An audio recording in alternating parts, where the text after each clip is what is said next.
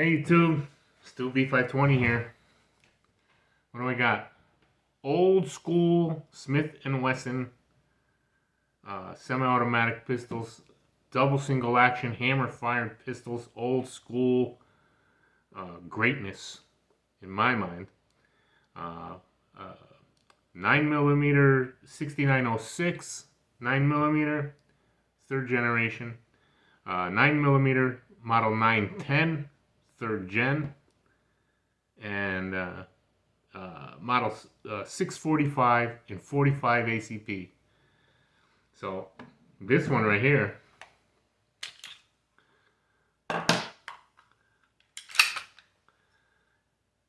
empty. This gun is clear. This pistol right here was in a couple of, this pistol right here was in a couple of seasons of Miami Vice. Don Johnson toted that pistol around. That's a beaut in it. Isn't that something? 45 ACP, double single action, safety decocker. Awesome. Got the model 910. This was a value series, even though it wasn't called a value series. It started with the model 915. It was mainly made for like law enforcement and stuff. But then the magazine capacity ban came into effect in the 80s, 90s, and they made the model 915 into the model 910. And with that, they changed over to plastic sights, plastic mag release button, plastic guide rod, and they cheaped it up a little. Not quality-wise, just parts-wise, they made it a little cheaper. 9mm, 10 rounds, my state restricts. So it makes sense, 910. Even if it was the 915, it would have been sold to me with a 10-round magazine because my state restricts to 10 rounds. Then you got the 6906, 10-round magazine. Empty. Empty. This gun's clear. So, yeah, old school Smith & Wessons, 6906, 910, 645.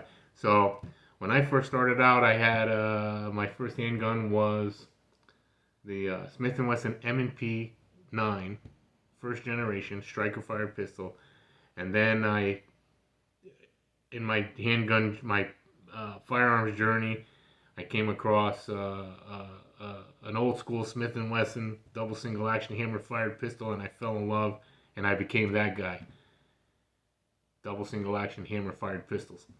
And I ended up trading away my striker fired pistols, selling, trading, consigning, and I got, everything was hammer fired after that. Now since then I've bought striker fired, and I have some striker fired pistols.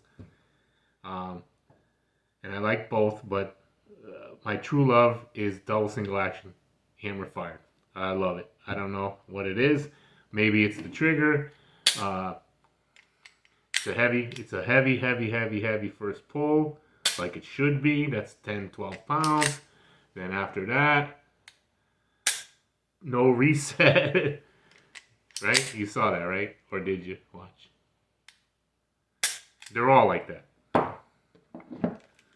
Heavy first pull. Watch this reset.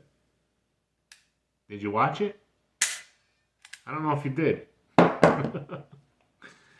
Heavy first pull. Watch the reset. Wowza. Wowza, wowza.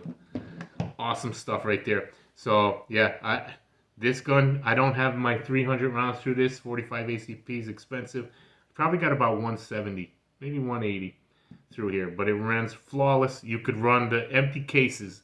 You can take the 45 ACP, empty cases, and load them in the magazine like you would normally do, and you could just keep cycling it, racking the slide, and they'll chamber and eject and cycle another one in, empty shells.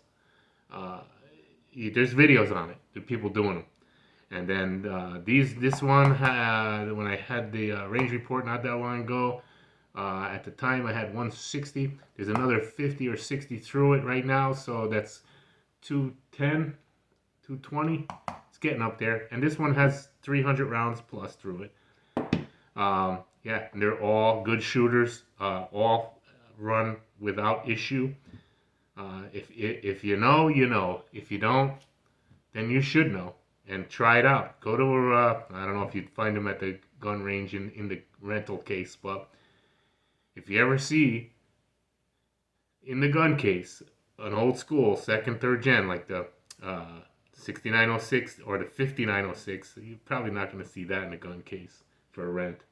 But I don't know if you see any of these because they're all now is all the new stuff and the, I mean you might find the Beretta 92 series in there, double single action hammer firing. But I don't know if you'd see any of these. But if you come across one, uh, they're not that expensive unless like this one was a little expensive when I bought it. I mean look at it, right? But I got this one dirt cheap, and it doesn't function like it's dirt cheap. It functions great, built like a tank. And this one as well. It got it pretty cheap, and it functions great. It's not cheap in function manufacturing. They did a good job. These old guns run like tanks. Smith and Wesson did a good job. If they ever brought them back, it'd be impossible to make these now. They'd be too expensive.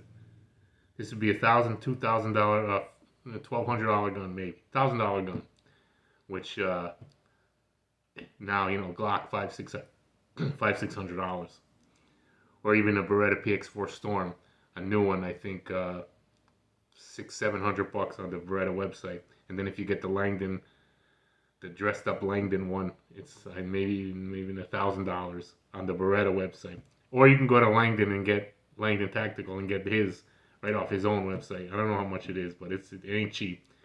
And these you can find every time I go in the gun shop. 9 out of 10 times there's an old school Smith in the shelf in the case. So they're out there. So I mean, if you ever take a chance on an old school Smith, you might not love it, but you won't be disappointed. I mean, if you're a connoisseur of double single action, and you might already know, you probably have one of these or two of these in your collection, or at least maybe other variants, because there's like a ton of other variants for this pistol, or this line of pistols. First, second, third gen started with the 39s, then the 59s, and they're all very similar. They're all cousins. You can see the resemblance. They all fit into at least the leather holster I have that was made for the 59 series of pistol. Even though this is 69, this is 59 series, the styling. These all fit in that pistol, in that holster. I showed it in each of the unboxings of these pistols. I think I showed that holster, the Tagua, the inside the waistband leather holster. They all fit in there perfect. I didn't like it for this one because it didn't cover the end of the barrel, and I didn't want that to get damaged up. This one fits in there, and it comes right to here. This one pokes out just a hair, but leather holsters, you probably have no problem finding one for an old school Smith like these. You can see the resemblance, right? So in any event, great pistols, functions fantastic, all of them, the ones that I've had. And yeah, they're just good stuff, good old school stuff, and reliable. I mean, even if it's like I mean, I was talking about it like for this pistol in the range report and the unboxing without a box. Go bag, truck gun, get home gun, a nightstand gun, self-defense, all these for home defense. I mean, the applications are endless. They all will transition to any of the roles for any pistol. You conceal carry. This one, I do conceal carry this. Friday nights, my wife and I go out to dinner. A lot of times on a Friday night, I carry this one because it's just so nice. You got nicer clothes on, going out to dinner.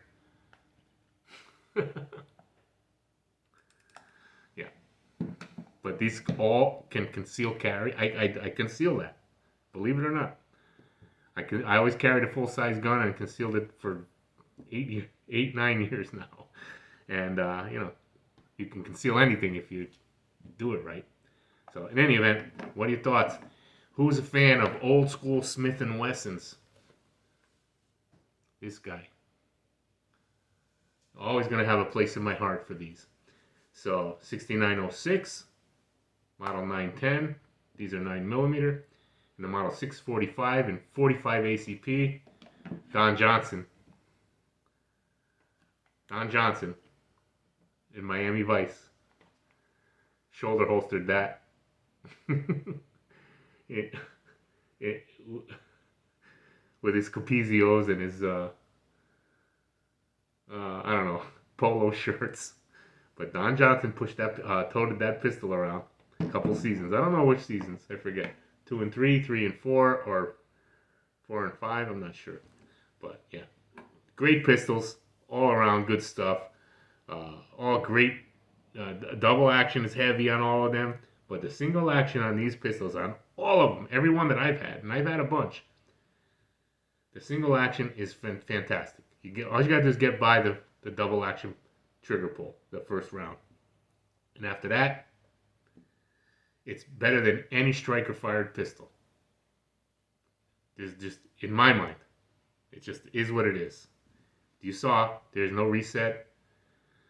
The take up is nothing. I mean, I'll show real quick one more time. Heavy, heavy, heavy.